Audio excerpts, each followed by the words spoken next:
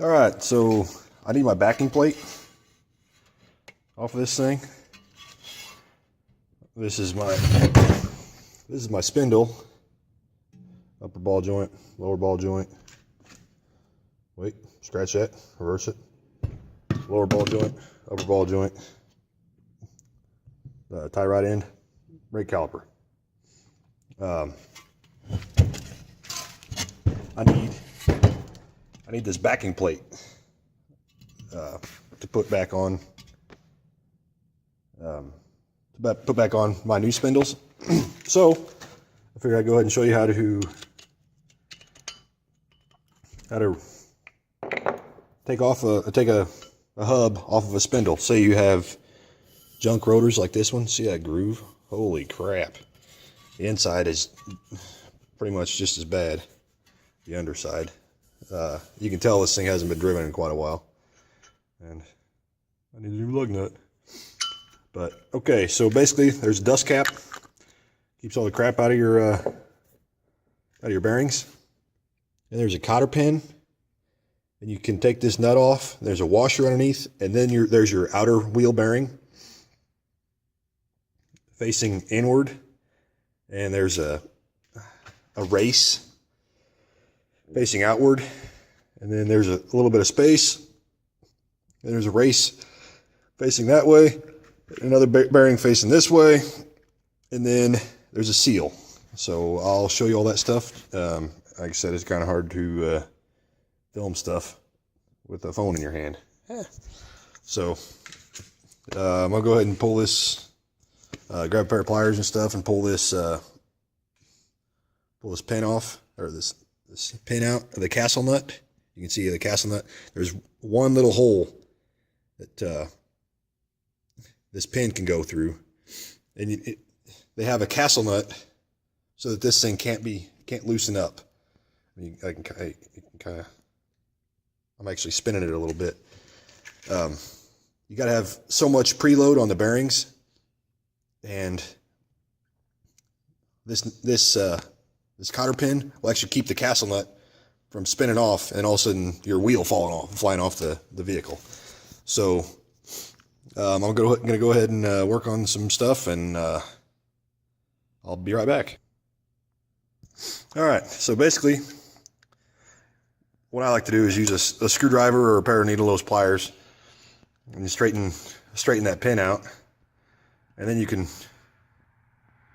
pull it on out of there. So here's the old cotter pin. Ow.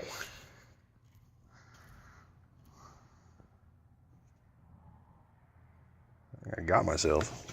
Careful, those are sharp. So usually use a nut or usually use a socket or a wrench for that.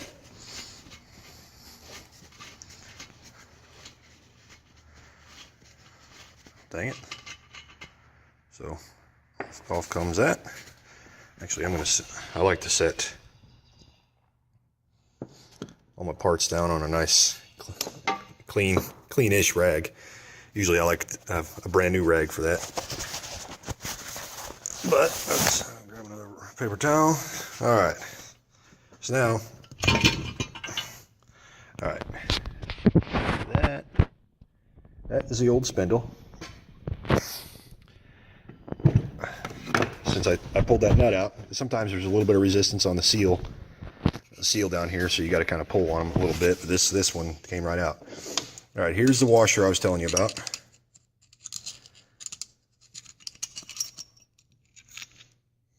The washer only goes on one way, typically. This one here, I think, will do anything. There's extra grease. We'll just wipe that off over there. Here's a bearing.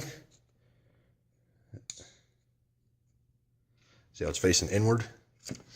And the next one, there's a race right in here. No, I'm not supposed to be.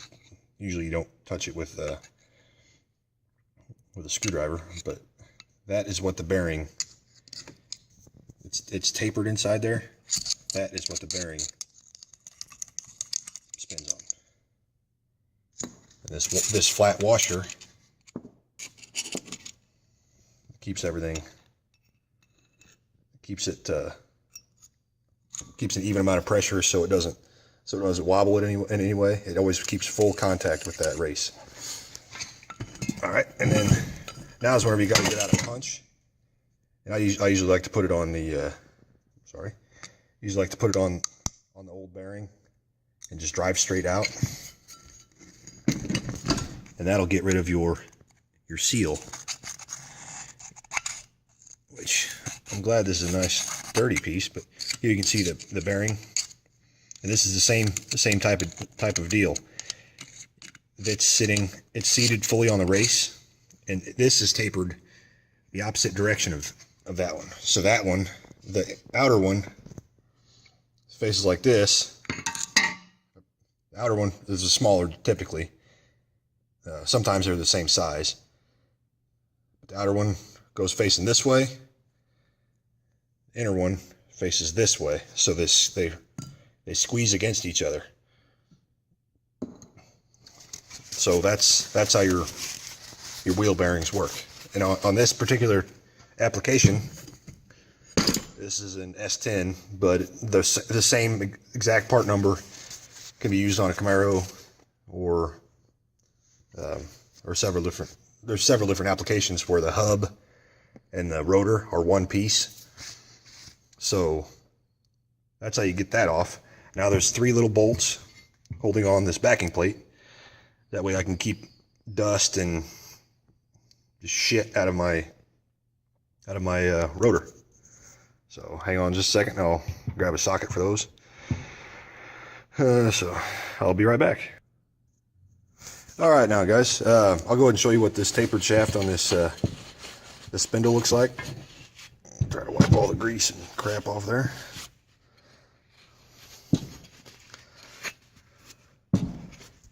All right, this is the surface of your inner wheel bearing. This is the outer wheel bearing. The seal scrubs up against down here.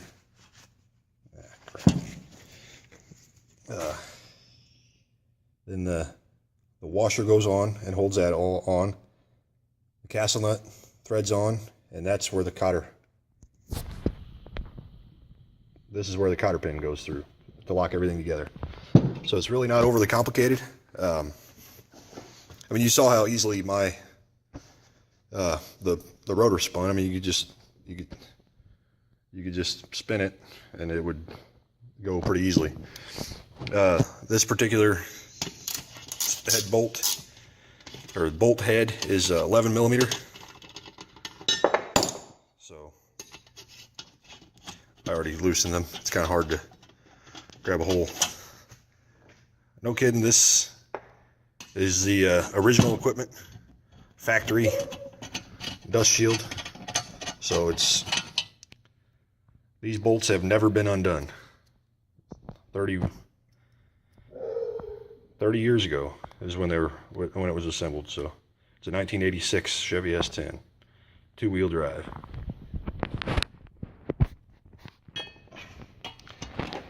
So you guys are witnessing a little bit of history here. All right, now the dust shield comes right off, and that's all it is. Huh. There's a gasket in there. I'm sure that's not important. But I'd like to clean this guy up. So I think I might do that real quick. Hey, look at that. A wire wheel and a little flat black paint. And looks a little better. All right. Let's go ahead and, well, I've got a few more things to do first. Hold on a second. All right, here's, need to pack some bearings. I got some synthetic grease in here. You set the grease in there, tapered side down, the small side down. And let's see if I can set good enough. Yeah, and you just push down on the handle. And the grease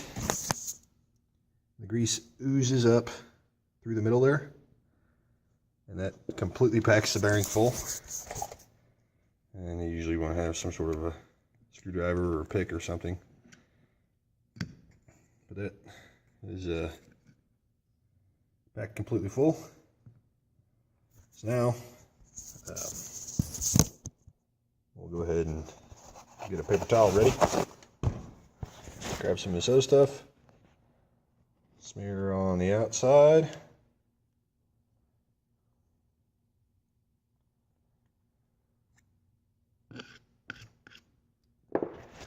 Smear on the outside of the bearing.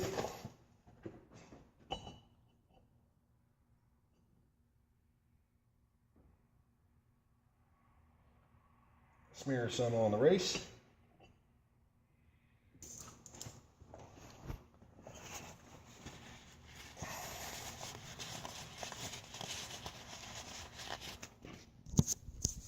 Alright, smear some on the race. Drop it in place. Now, also, I guess we'll do this. Here is a seal.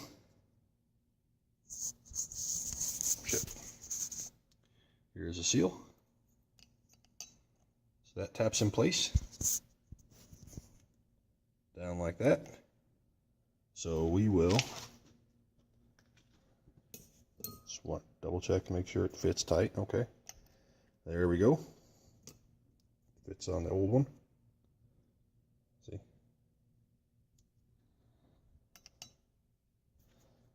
And excuse me, gotta use a hammer again. Hang on.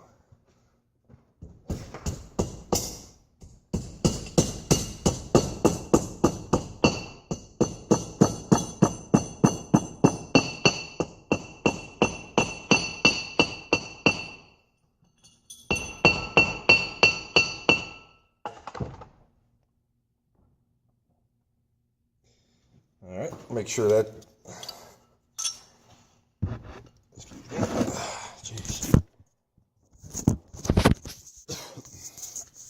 All right, make sure it's flat. Make sure it's all flush against there on this particular one. You can't drive it in too deep on this one. Normally it's a little bit different than this, but not a big deal. Normally you drive it in and you can actually go over flush with it. So a lot of times I try to use a 2x4 or something metal, or sorry, something wooden, and then I can just beat it down flush and we're good to go. But there's a greased up bearing on the inside there. I have my other bearing, like I said, tapered side down. Sorry, there's my other bearing. The outer bearing, tapered side down. Drop it in there. There, maybe I can do it. Maybe I can show you. If you can see in there, let's see here, which side they can. There we go. If I can get any pressure. Here. It's going to be easier if I just do this.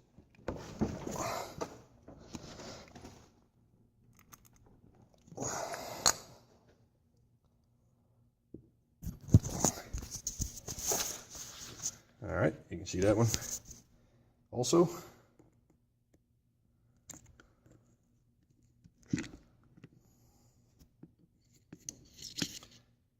packed full. So we'll flip this rotor. Oh, you notice I have drilled and slotted rotors. I got fingerprints all over them right now, but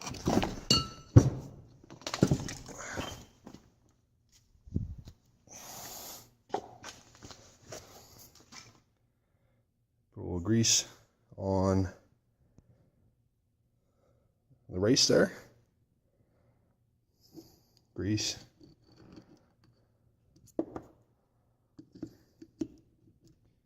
Grease outside the bearings. Make sure everything's nice and lubed up.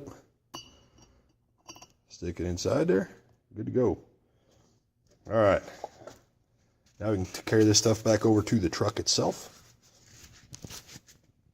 And me, I'm an idiot. So of all the things that I bought for this damn truck, I didn't get a new washer, castle nut. Well, I've got a new cotter pin or a dust cap. So I'm going to have fancy rotors, fancy drilled and slotted rotors, but I'm reusing the old dust cap. So, it is what it is. So I'm gonna go ahead and install this wheel bearing, and I'll show you how to tighten everything.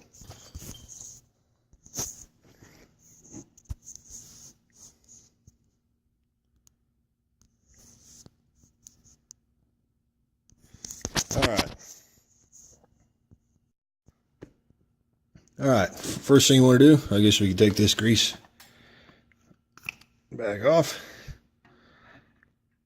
smear a bunch on here, on your spindle.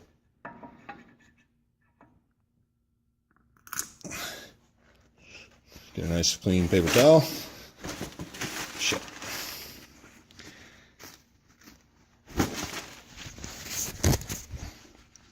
Nice clean paper towel, smear it around a little bit.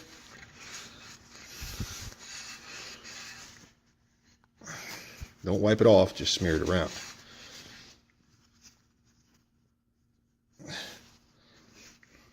This grease is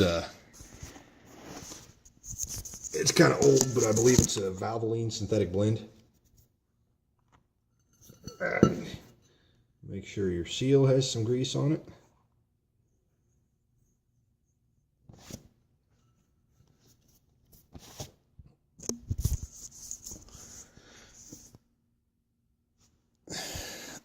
And then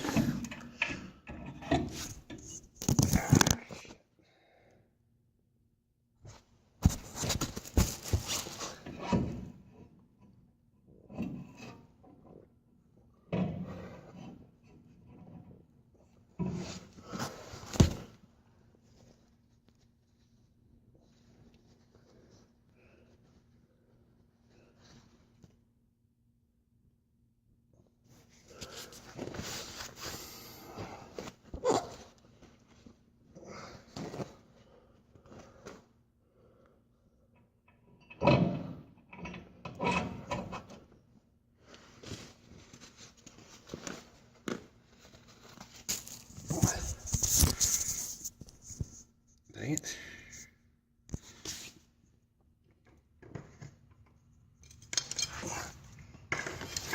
Well, my lighting situation isn't the greatest, but all right. Push it on. Push your outer wheel bearing on. There's a little slot here. See that slot? That's keyed, so it only goes one way on there. Castle nut.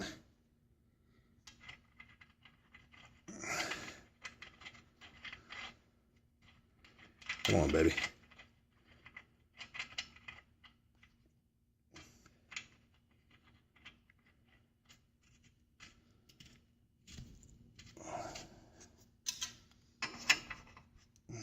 What size is that? Okay, well, bigger than an inch.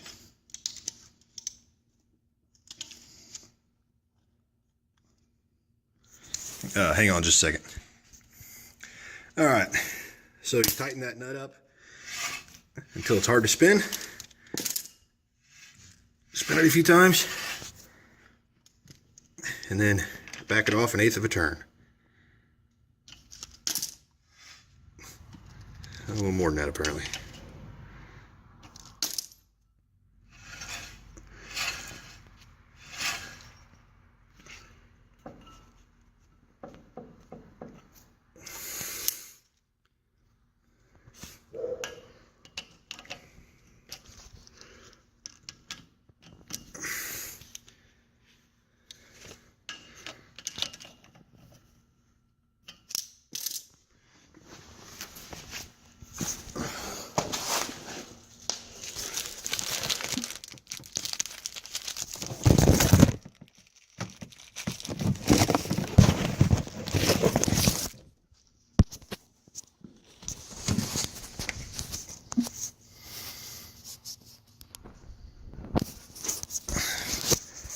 All right.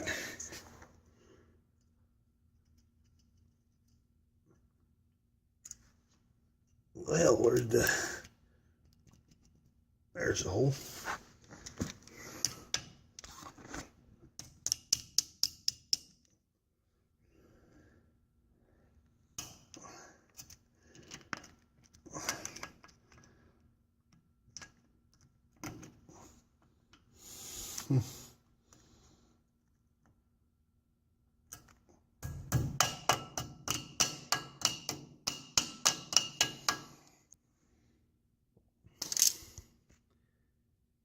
Fold it over to look like that.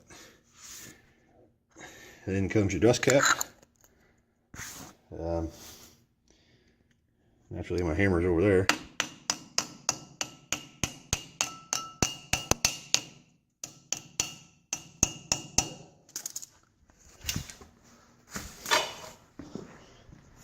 Yeah, I left my hammer over here.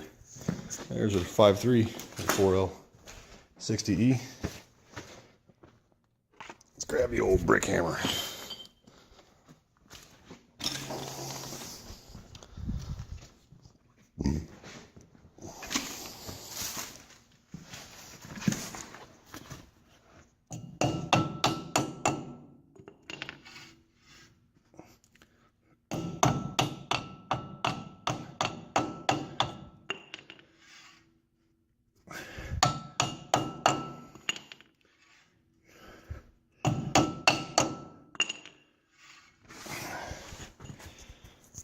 All right, you know what?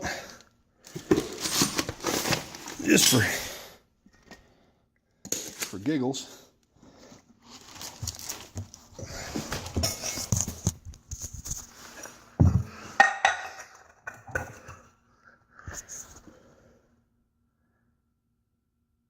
I just sliced the hell out of myself on this center cap. Oh, come on, baby. Get some tools and crap out of the way here. All right.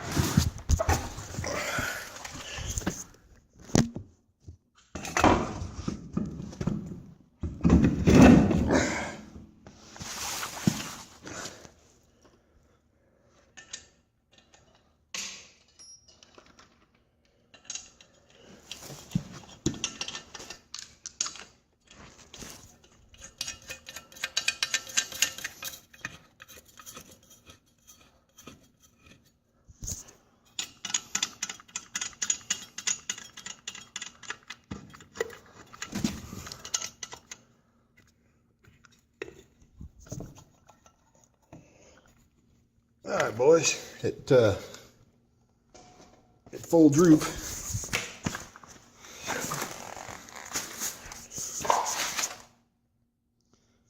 Full droop. That's. Ah, oh, you got to be kidding me. All right, at full droop. This is what my truck looks like now. See how big. Sorry. See how much space I've got in the wheel wells there? This is like a 28 1/4 inch tall tire, roughly. So I think I can clear 31 1050s pretty easily. I mean, I'll show you the other side real quick. Hey, I got an idea. We'll do a shot by shot comparison.